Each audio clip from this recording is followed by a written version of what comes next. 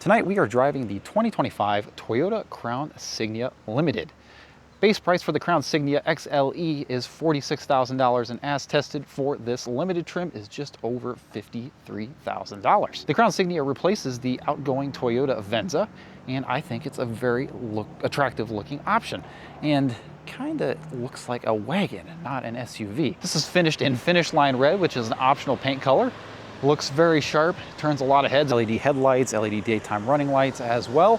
Front and rear parking sensors, 21-inch wheels wrapped in Bridgestone all-season tires. The Crown Signia is meant to compete against the Hyundai Santa Fe, Nissan Murano, and Honda Passport. It is hybridized and it is all-wheel drive. It can tow 2,700 pounds. Let's go ahead and take a look at the trunk real quick. You get a power lift gate. With the second row folded down, you get a total of 68 cubic feet of space back here. So a little bit smaller than the Passport, Santa Fe, and I think the Murano as well, but you get significantly better fuel economy numbers than those counterparts. Levers here to fold down the 60/40 folding rear seats in the back. Plenty of space to haul things. Go ahead and check out the back seat real quick. This doors open pretty decently wide. You do get rear heated seats and this very nice brown leather interior. The roof line is a little bit lower. You can bonk your head pretty easily on that, but other than that, pretty easy ingress here. The Crown Signia is pretty much at a perfect level for you to get in. A couple map pockets, a couple USB-C ports, and a pull-down center armrest with a couple cup holders, as well as a panoramic sunroof. Let's go ahead and check out what's under the hood. So under the hood of the Toyota Crown Signia is a 2.5 liter naturally aspirated hybridized four-cylinder mated to an eCVT. Makes a total of 240 combined horsepower and returns about 38 miles a gallon combined. This is all-wheel drive. Pretty efficient powertrain, pretty decent amount of power here. We'll get into the driving characteristics as we go along the way, but I really have no complaints with this powertrain. It's reliable, it's been in pretty much everything. Coming here to the driver's seat, you do get smart key access on all of the doors. Heated and ventilated front power seats as well. Two-person memory for the driver. Up front here, you're greeted with a fully digital gauge cluster and a 12.3-inch infotainment. It does have a 360 reverse camera, which is nice. Android Auto, Apple CarPlay, both wireless. Really nice infotainment, the standard Toyota infotainment that we all know and love. Built-in navigation, lots of customizability, no complaints at all. Some lag, but it's fine. It does its job nicely. Wireless CarPlay connects every single time without an issue. Dual zone automatic climate control. Automatic two-stage heated steering wheel that heats the steering wheel all the way around. It's not 10 and 2, so that's super, super nice. Thank you, Toyota. Coming down through here, you do get a wireless cell phone charger that works properly, doesn't heat up your phone, and holds it in a nice place. Park view sensor, couple USB-C ports, the gear selector, couple cup holders here, drive mode selectors, brake hold, EV mode, electronic parking brake, decent size center console here with a USB-C port and a 12-volt outlet, decent size glove box as well. Auto dimming rear view mirror with garage home link that is also digital. Optional dash cam, which is super nice. I really wish manufacturers would just put this standard in all cars nowadays, and a illuminated visor mirror as well. This interior is extremely nice. All the materials in here are super soft to touch. I mean, this is pretty much Lexus quality. This should honestly wear a Lexus badge, not a Toyota badge. It is absolutely insane how nice the materials are in here. These seats are Lexus comfortable. They're so soft, perfect for long road trips. No squeaks in here, no rattles. This thing has 9,400 miles, and I think it's holding up to the test of time so far, especially being pumped through the Automotive Journalist outlet. So with all that being said, let's go ahead and take this for a spin and see what this thing's like out on the road. Looks like we're gonna be driving into the sun tonight, at least for a brief period of time. Setting off here, it's what you'd expect out of a Toyota hybrid. It's responsive, it's quick. I really wish there was some more refinement with the noise. The Toyota Camry has the same engine as this, and it's a lot quieter than this thing is. It gets really drony at certain throttle inputs. Here, take a listen.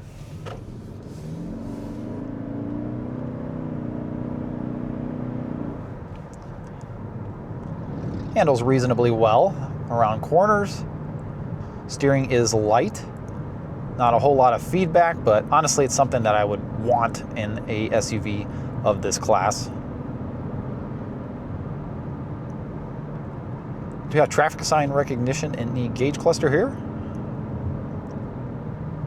No heads-up display, which is interesting.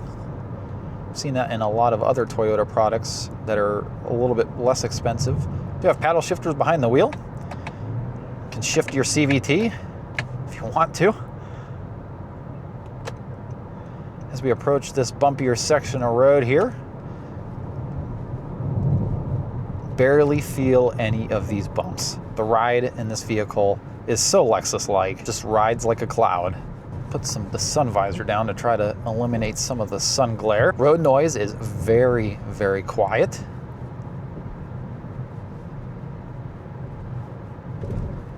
I know I've said it multiple times already, but this literally should wear a Lexus badge. This has no business wearing a Toyota badge.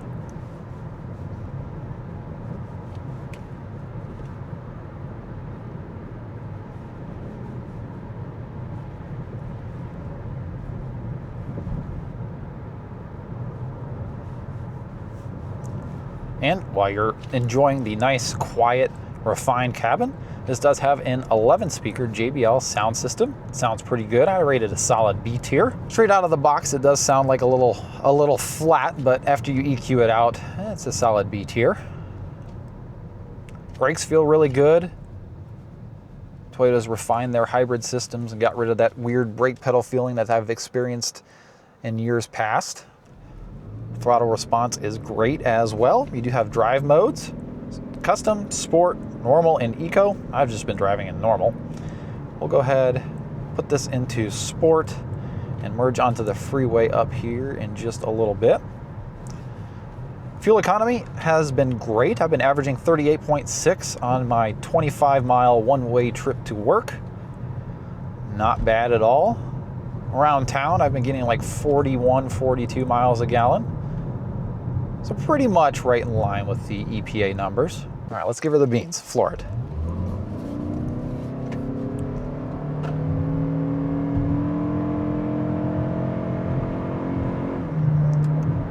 Not bad.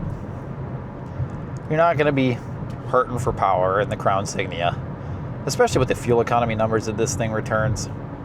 Really can't complain at all. And on the highway, you do get Toyota Safety Sense 3.0 suite. Lane tracing assist, adaptive cruise control, predictive driving assist, pedestrian detection. I mean, you name it, it has it. Also has blind spot monitoring in the mirrors, great visibility all the way around. I really miss wagons. I know this is an SUV, but it looks like a wagon. I really wish the US would have a comeback with those things. But anyways, the adaptive cruise control system works very well. Lane tracing assist works really well. You have a driver attention monitor here that keeps an eye on your eyes. Make sure you're paying attention. Easy to disengage, just with a press of a button. Stage cluster is super customizable too. There's a bunch of different screens you can go into and display what information you want on it.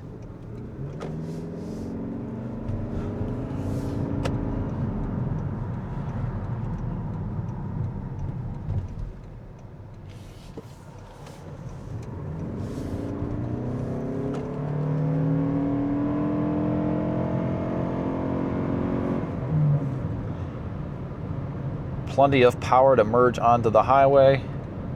Like I said, great visibility. Such a nice road trip car. I believe I had almost 500 miles of range on the little range meter there when it was full. Really like the inputs here. As all Toyota vehicles, everything's within the driver's reach.